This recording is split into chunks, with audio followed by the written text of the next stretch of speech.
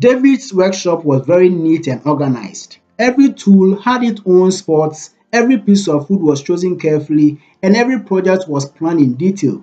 He has spent many years becoming a skilled craftsman and took pride in doing each job with a great accuracy. His latest project, a beautiful river table, was just as carefully made. The table was meant to be the main attraction in his client's new home. It had a deep blue epoxy resin river flowing through the middle of a beautiful walnut slab. David has spent weeks getting ready for the final pour. He calculated the exact amount of resin needed and mixed colors to get a perfect shade. He also built a custom mold to make sure the epoxy would pour smoothly into the wood, creating a perfect finish. As David got ready for the final pour, he felt excited.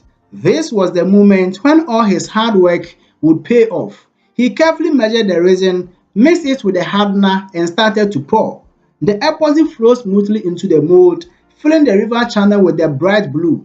But as he poured, he noticed something was wrong. The resin level wasn't rising as fast as it should.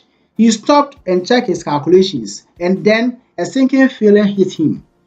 He had miscalculated the amount of resin needed. David panicked when he realized there wasn't enough epoxy to fill the river.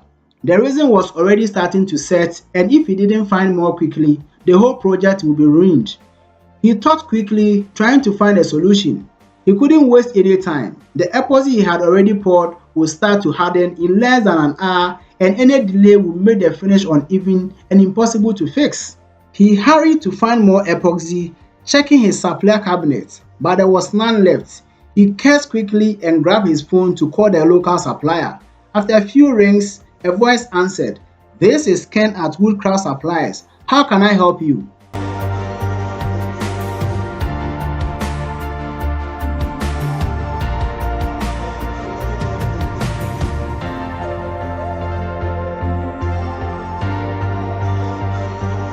"Ken, it's David. I need epoxy resin quickly. I'm in the middle of a pour and I made a mistake. Do you have any in stock?" David's voice sounded desperate. "Let me check," Ken replied, and David heard rustling sound in the background. David's heart pounded as he waited. "I've gotten 1 gallon left," Ken said finally. "How soon can you get here?" "I'll be there in 15 minutes," David replied, already grabbing his keys. The drive to the supply store felt like it took forever. David worried about the resin setting and the project being ruined if he didn't get back in time. When he finally arrived, he ran into the store. Ken was waiting for him with a gallon of epoxy resin. "Here you go," Ken said, handing over the container.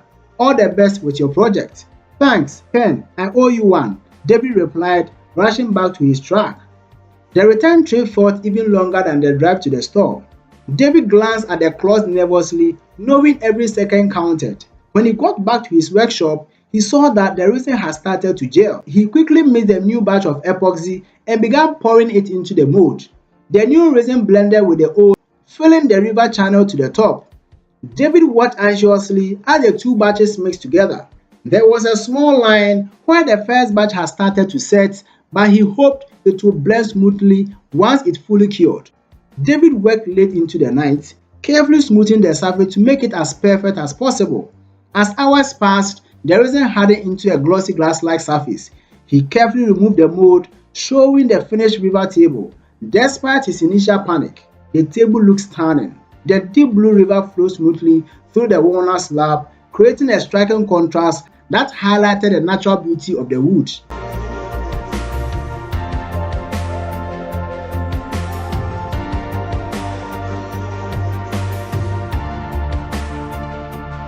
Tired but glad, David took a step back to look at what he had done. It wasn't perfect. He could still see a faint line where the two batches of resin met, but it was almost there. He knew that with a bit of sanding and polishing, he could make the line almost invisible. More importantly, he had saved the project from being ruined. In the next few days, David sanded and polished the table carefully, blending the line until it was hardly noticeable. He checked every part of the surface, making sure it was up to his standards. When he was finally happy with it, he put on a last coat of finish, giving the table a rich, shiny look. The day came for the delivery, and David loaded the table carefully into his truck. As he drove to his client's home, he felt proud. Even though he had faced a problem, he had finished the project on time and was happy with the results. When he arrived, his client, a discerning art collector named Mr. Thompson, greeted him warmly. "David, it's good to see you. I've been looking forward to seeing the table." "Thank you, Mr. Thompson. I think you'll be pleased with the results," David replied, unloading the table and carrying it inside. As they put the table in place, Mr. Thompson's eyes sparkled. "It's beautiful, David. The workmanship is amazing. The blue river flowing through the walnut is exactly what I wanted." David felt really relieved and happy. "I'm glad you like it. It was a tough project, but I think it came out nicely." Mr. Thompson ran his hand over the smooth surface, admiring the flawless finish. "You've outdone yourself, David. This table will be the centerpiece of my collection." As David drove back to his workshop, he reflected on the experience. The miscalculations had been a valuable lesson in the importance of precision and preparation, but it had also taught him the value of quick thinking and adaptability. Despite the initial panic, he had managed to turn a potential disaster into a success.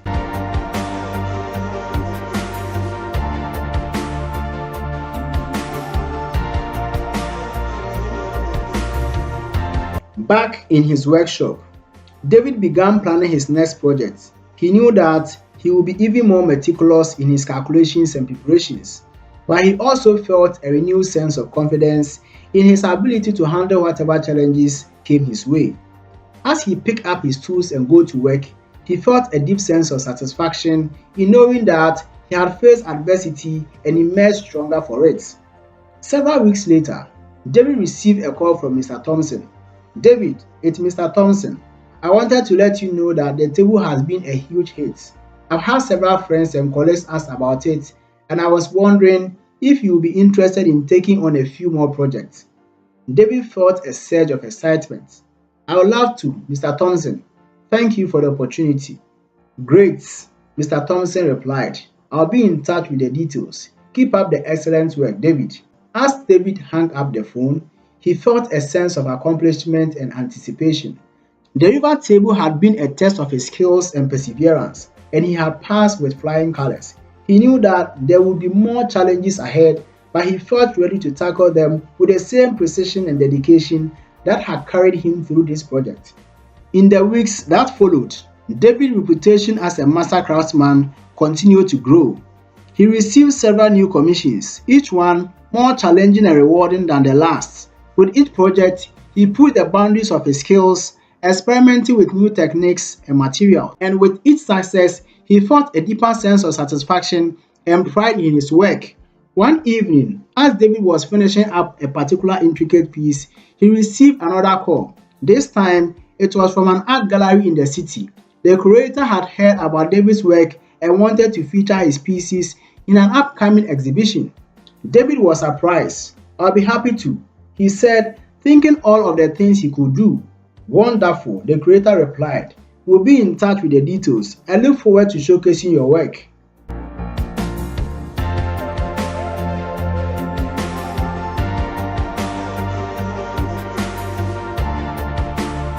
As David hung up the phone, he felt a sense of fulfillment and excitement.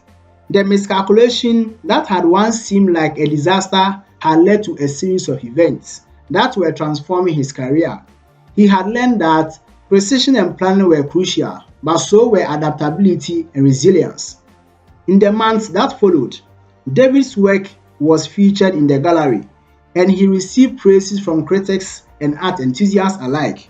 His pieces sold quickly, and he found himself with a growing list of clients and commissions.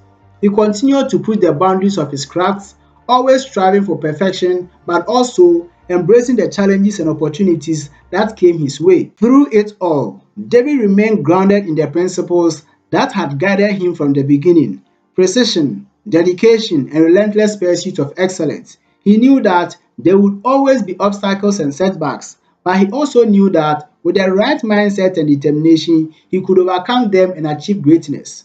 As he looked around his workshop, filled with the tools and material that had become an extension of himself, David felt a deep sense of gratitude. He had found his calling and his passion, and he was living his dream. and he knew that no matter what challenges lay ahead, he was ready to face them with the same precision and resilience that had brought him this far. Consider subscribing to the channel for more videos like this.